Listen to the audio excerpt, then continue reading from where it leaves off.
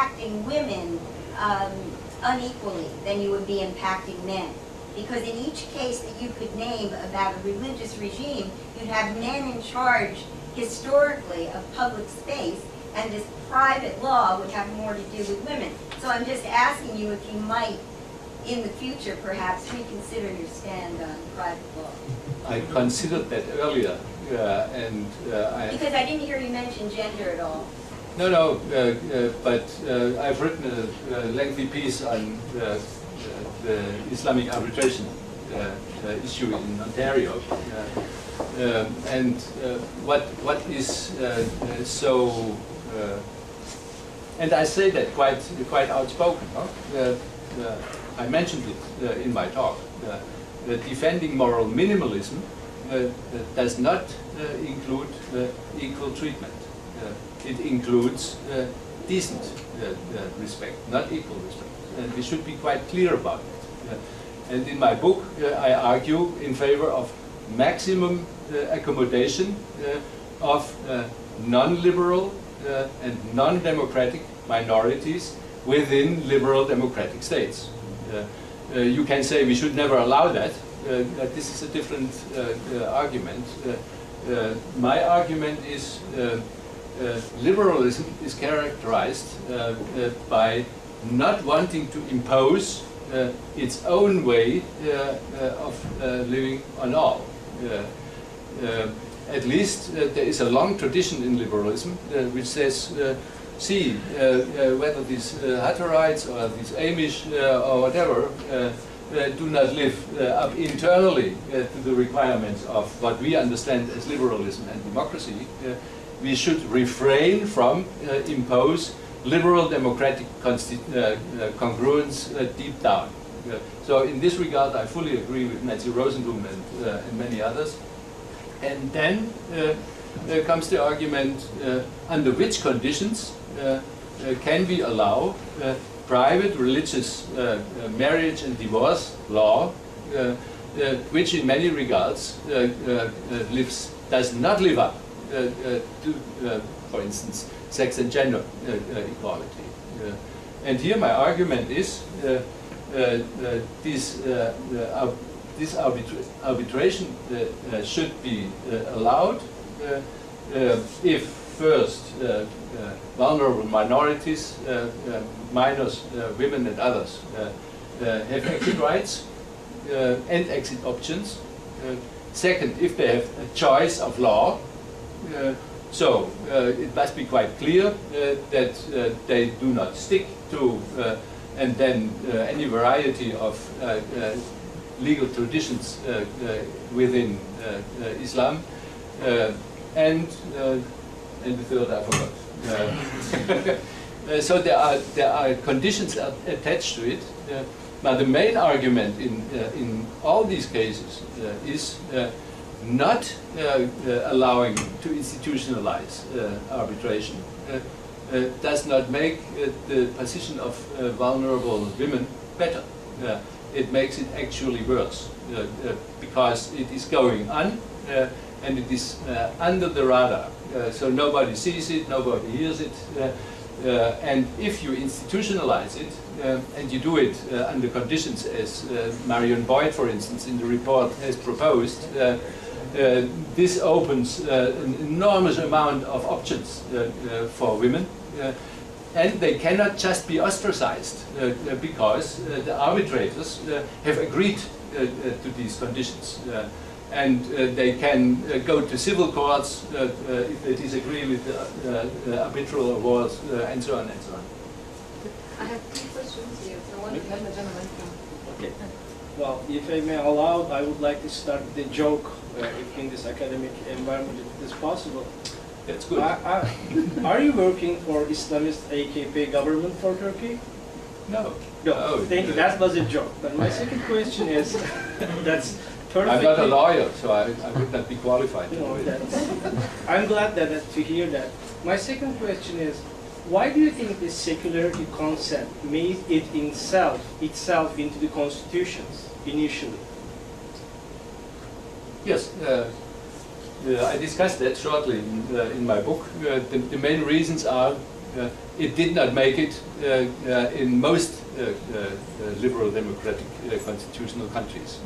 It did make it in some, and these are countries which are characterized by the predominance of a very totalistic and very aggressive, in Western countries, usually Catholic Church.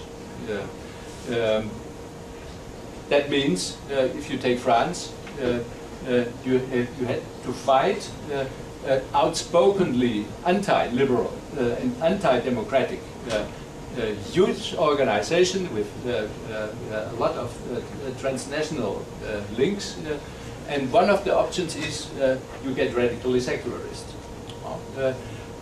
This is characteristic for many Mediterranean countries. I didn't talk about Portugal, exactly the same.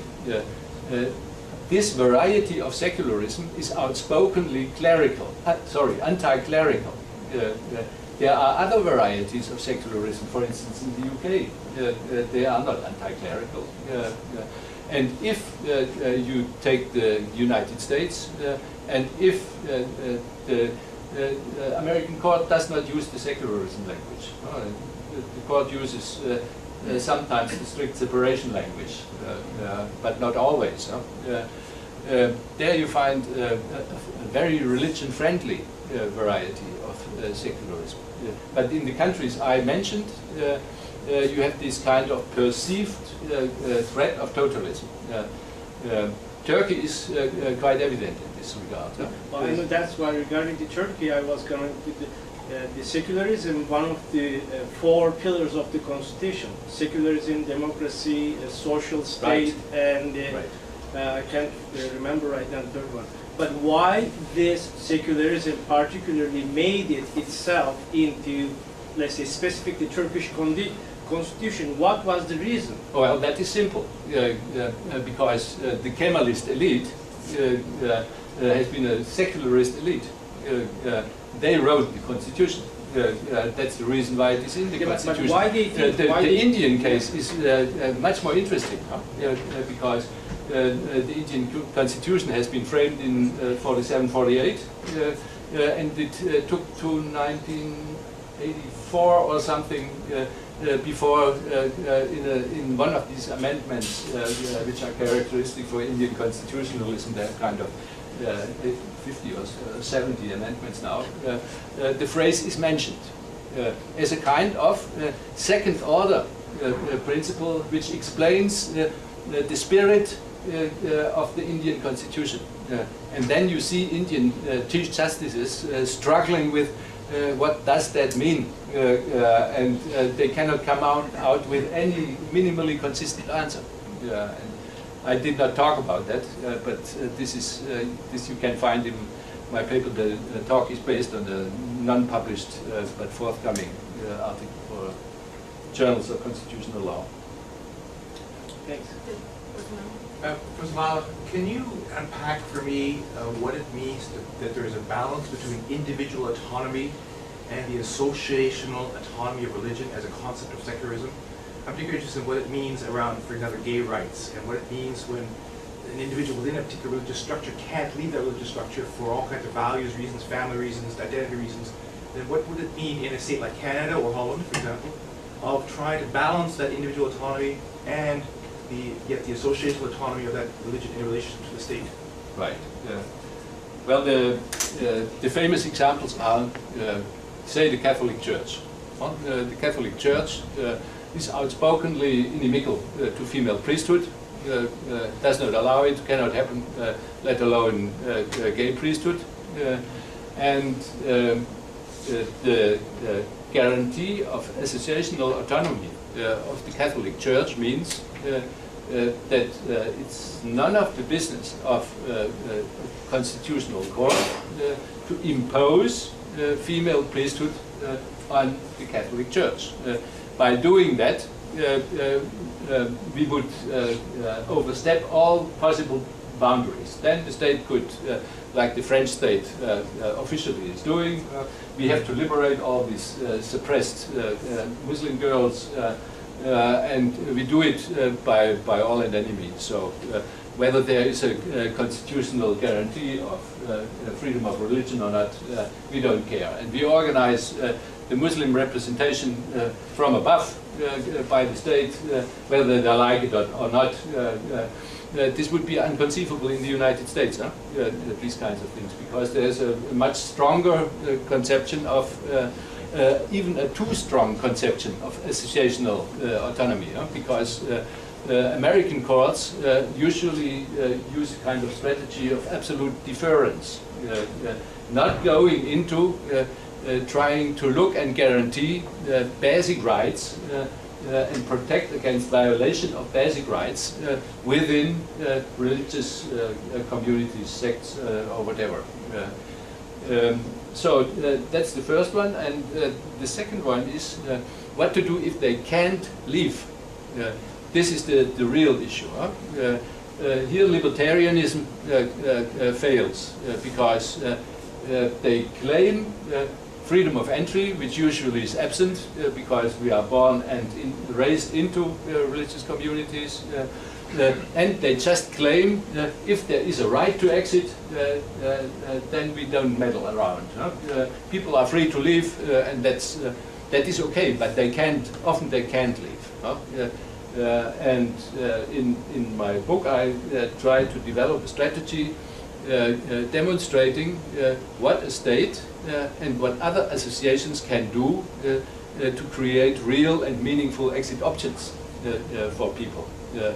It is a hard thing to exit bounded communities. There are identity costs. There are also social costs, lots of social costs, because you lose in one stroke all your relational networks, and there are material costs. If they provide safety networks, material safety networks, you are just thrown out into poverty. So what can states do and should do? They should provide safe havens for battered women and so on, for mistreated minors, and they should live up to a requirement that they guarantee minimal subsistence rights and options for all inhabitants, not only citizens but also residents. That people who make this terribly difficult step to step out of these communities end not up in utter poverty, but have a kind of decent welfare system. This is by the America does not live up to that. How would your definition of a liberal democratic constitution square with religious school funding? A few years ago in Ontario, it was 3 or 4 years ago, when it was even mentioned, it created a lot of controversy because the Liberal Premier Dalton McGuinty brought up that yes, Catholics get funding, but no to other religions. So under your framework, if parents wanted to go ahead and say, look, we want our own framework for this, we want to develop our own schools, would your liberal democratic constitution then facilitate that by saying we shouldn't interfere in what parents want to do and form different religious schools? How would your framework cater to religious schooling beyond the Catholic privilege? Right. As you sense, my framework is very friendly to all varieties of institutional pluralism, also in educational systems. There should not be a state monopoly in schooling. It should not be the case that we have only governmental schools, what it is. Coming from a country like the Netherlands or in Flanders and other countries, we have a long tradition of institutionalizing pluralism in education. That means that religious schools and schools on a pedagogical basis have a right to equal public funding. They have a right to set up their own schools.